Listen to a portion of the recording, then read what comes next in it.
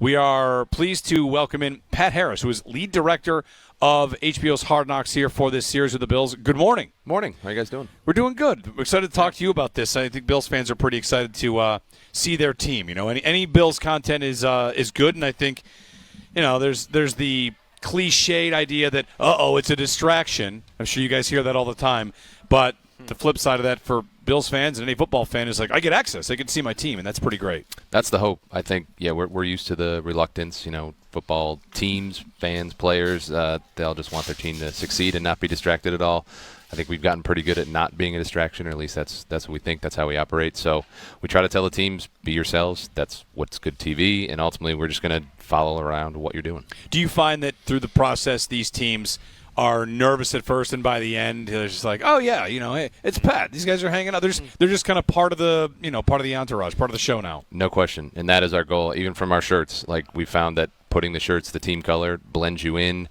Players don't notice it as much, so that is our goal, and we try to get it as quick as possible. So you've been with Hard Knocks for how many years? This is my 10th Hard Knocks in the directing world, 10 out of the last 11. So we had our son during Cowboys years, so I took a year off there. And then I worked on a couple previously, but 10 out of the last 11. And you are a Rochester native and a Bills fan, so yes. Is this one a little special? Oh, no question. No question. I think this is my first year in this role, so I thought that would be special regardless. But then you add in my favorite team, you add in being in my hometown. My dad went here, grandpa, a bunch of cousins went here.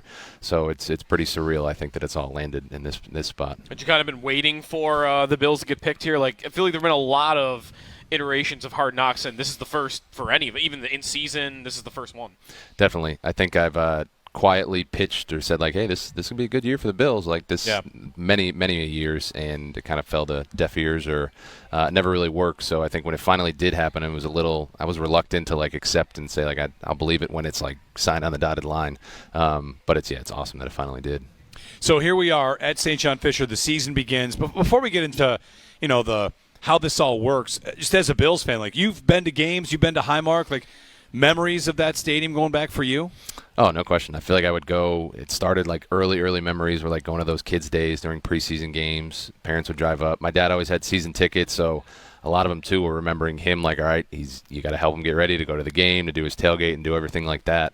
And then I feel like as I got older, I'd be able to go with friends. I remember memories. I grew up in the peak Brady Patriots years, so I definitely remember. Yes, drought era kid like me. Yes, a lot of times of like, Dad, can we go to any other game but the Patriots? Like and of course that's the one his buddy didn't want to go to, so it worked out. But no, I feel like it's cool that I was able to have memories as a kid, and then now that I've gotten older and been able to work games and be on the sidelines for NFL films, it's kind of been like a cool full circle moment. Yeah, well.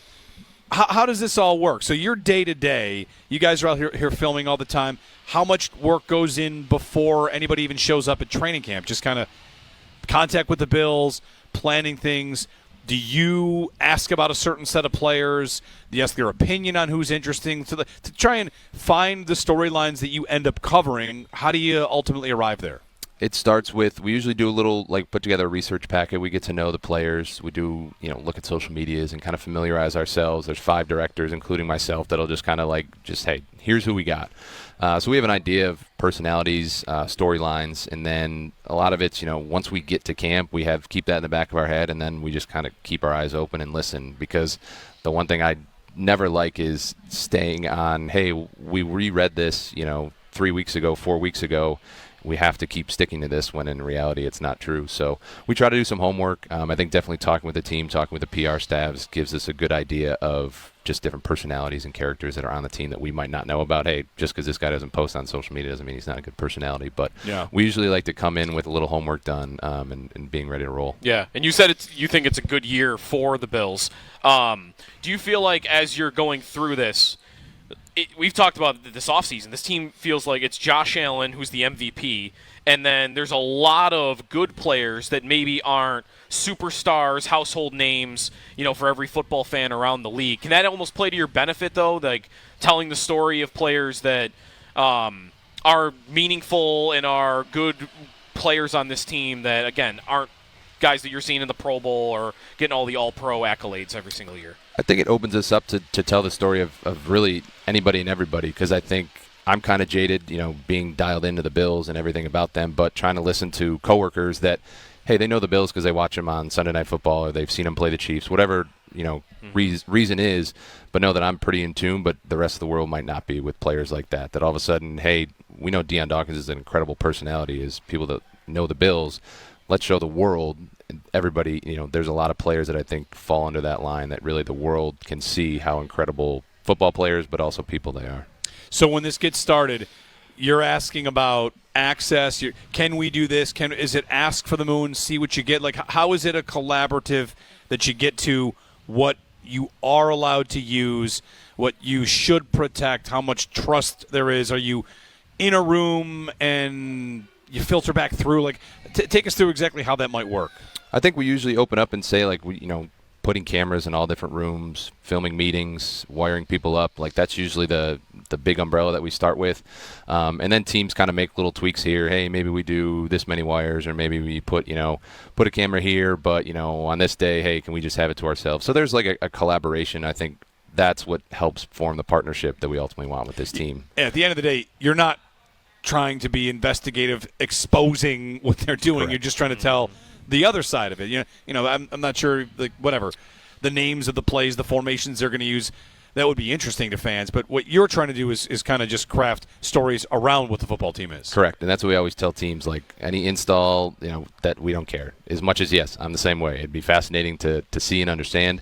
That's not what this show is. The majority of our fans wouldn't even understand it. So I think that's one, I don't even know if it's a misconception, but that sets them at ease, I think, once we kind of clear that up of like, hey, we know the camera's in there, we're filming this meeting, but ultimately we don't need that. Can that relationship with the team and that dynamic change when the show is actually airing? Like, has it ever happened in the past where maybe, I don't know, this could happen anywhere, I guess, like some team didn't like something, the way it was perceived on television, and I don't know, does that ever change, or do you find that it actually, as the show starts airing, that it's just kind of, at that point, everyone's used to it. It rarely, and I can't remember an instance where it almost goes from like great, incredible access to like minimized because of something they were uncomfortable with. It's usually the opposite, where they kind of start off a little like reserved, and then they start to see as stuff starts to come together. We show rough cuts.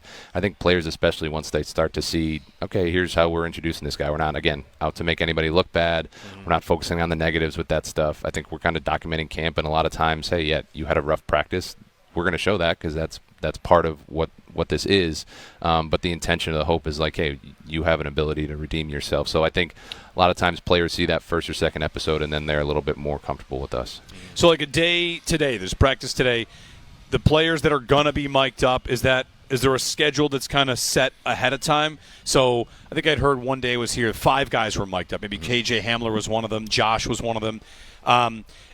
When a guy knows he's mic'd up, he's just, do you give him tips like, hey, I feel like I'm thinking of the movie Almost Famous, where the guy's embedded with the band. He's like, just make us look cool, man, right? Like, are these players basically like, just make me look cool? Yes, you find, I think, one, we want players to be themselves. I think you realize the veterans, if there's a conversation that's like, they're talking about something personal, the ones who know the deal, they're like, oh, I don't want to say anything. It's like, they're not going to use that. Like, that's not what we're here for. I think you realize, guys, the way we can film it is we aren't an invasive. We aren't, right in their hip pocket the entire time. So I think they can just operate. At the end of the day, they gotta prepare for the season. So we want to get what we need, but also not be in the way of what they need. How many cameras? How many people? What are the numbers on site?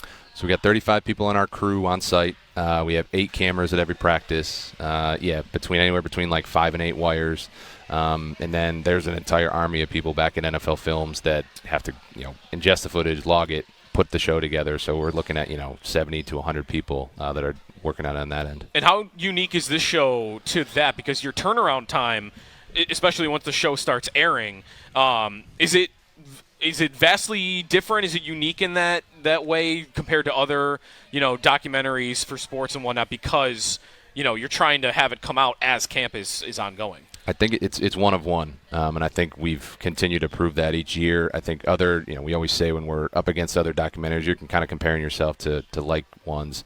A lot of them just have exponentially more time to put it together. I think the way we kind of start to ramp up and just turn it around in a week, it's crazy when you kind of like talk through it and say it out loud, but we're kind of like a well-oiled machine between here, back at Films, that we're we're just used to that. That's what we've grown up with. That's what I've grown up with. But it is very impressive that we're able to do that, I think, year in and year out. Do you have an idea, like episode 1 at this point? Because you say you send things back, they ingest it, they log it, they cut it.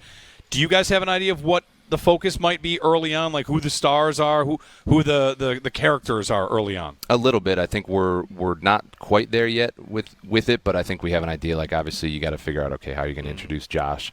I think the first episode is you kind of introduce the stars. It's introducing Shawn. It's introducing Dion, even Brandon Bean, like the people like that you want to start the foundation of like what the Bills are and who they are. So you kind of have an idea there, and then it's really those episodes 1, 2, 3, 4, and you start to introduce different characters. It's kind of sometimes we might have 3 characters, but we can only introduce 2. So we're trying to do the best thing in the field to say, all right, we're going to give you all that you might need to introduce all 3 of these guys, and then it's ultimately on them to decide. Pat Harris, lead director of HBO's Hard Knocks. With McDermott on that, you mentioned him as one of kind of the stars to be introduced. I wonder, one, I guess what he's been like to deal with from your end during this whole process, but then 2, also him being, presented there as one of the stars of the team. As I mentioned, it's not like a long list of all pros that are on the roster. And I feel like he's another one where I guess I don't know what the casual football fan around the country actually thinks of him or even knows about him in the first place.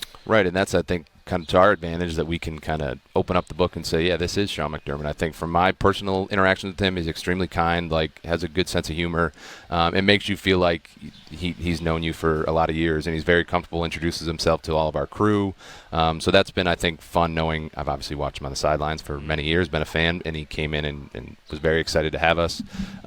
So I think that's an opportunity for us to say, all right, Shawn is a huge piece of this team, huge piece of the Bills culture. So what can we do to let the average fan that doesn't know kind of peer in a little bit to what he is, not only as a coach, I think, but as a person too?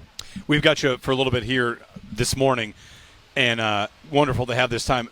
Is this a little bit of downtime before practice every day? Like you have this window, the calm before the storm, and then once you get to practice, like the day's filled? Yes. So usually we have a production meeting at 7 o'clock to kind of just lay out what the day is, who we got mic'd up, anything like of note that we're doing, and then it's usually a lot of our operators are just getting gear prepped and things like that. We usually try to get a little breakfast or something like that, and then pressers will start, and then we'll make our way down to the field. We'll start getting guys, as they come out to the field, and then usually then it becomes a whirlwind until practice is over with, and then it's almost you stop down again, get some food, and then you're almost starting to anticipate the next day. Hey, what random stuff do we need to do? We want to shoot some B-roll of like signage around here. It's stuff like that you're really kind of trying to think like more creatively, and then ultimately walk through ends the day, and then you turn around and do it all over again. You're from the area. Do you find that you're almost like the host for everybody, like on where to go and where to get stuff to eat and all that? I had a lot of pressure to make sure I had some good food recs, and I realized, it's been a while since I've lived here, so I know the places I know the places my parents go. So I had a buddy who put together some food recommendations for us to share to the crew, which I think they've taken advantage of. Was everybody just thinking I got to try a garbage plate, or do they not even know maybe what a garbage plate was? I had no idea. They had no idea? It's funny when you get the reaction of like, I tell you, and then I'm going to show you a picture, and you're just going to be like wow, that, or you're going to be like, I don't know. Yeah. I had a couple people try it, and they were big fans. Fans. Very good. And then, of course, there's spots around. You're filming here, but is the Pittsford Dairy making an appearance? Everyone's wondering. They always talk about the milkshakes. They go for those. There's golf courses. We know got some players that are out there golfing. So the off-campus stuff. Yeah, we will try to pop up. I think there's a strong chance Pittsford Dairy shows up. Golfing, we're hoping. We're still trying to figure out who that right person is to golf. But I think that's ultimately the goal of Rochester, and goal of like kind of you're in a different area for camp. So what are the things that make Rochester unique? And I have a good at least perspective of that. But I think what are players doing on that downtime to say, hey, we're away from our families. How are we just going to kill some time? Yeah. All right. Pat Harris, lead director of HBO's Hard Knocks. First episode airs August 5th. 9 p.m. Yep. 9 p.m. And there's a sneak preview coming. There's a special showing as well locally, so people get a look at that. But August 5th, 9 p.m. Very good. Well, thanks so much for joining us, and best of luck throughout the process from here. Awesome. Thank you, guys. Appreciate you having me on. Thank you. Pat Harris, lead director of Hard Knocks, here with Joe and I.